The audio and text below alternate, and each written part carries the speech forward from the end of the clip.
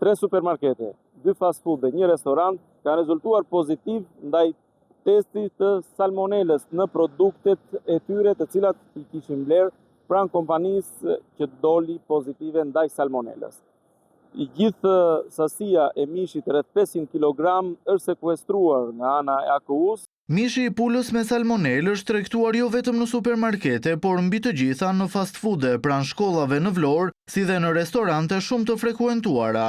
AKU Vlorë bën me dije se janë marrë mostra për analiza edhe në subjekte të tjera, ku dyshohet se është tregtuar mish i infektuar me salmonelë. Kontrolli është kryer në subjektet ku ishte shpërndar furnizimi, pika të referuara nga zyrat qendrore të AKU-s në Tiranë. Pyetur për situatën në fabrikat e sallamit, AKU thot se nuk ka informacion që këto pika të jenë furnizuar nga kompania që ka tregtuar mishin me salmonelë. Për sa i përket vijimësisë në restorante, supermarkete, po ashtu edhe fast food-e, do të ketë një përqendrim kryesisht te ato pika të cilat kanë bler nga e njëjta kompani.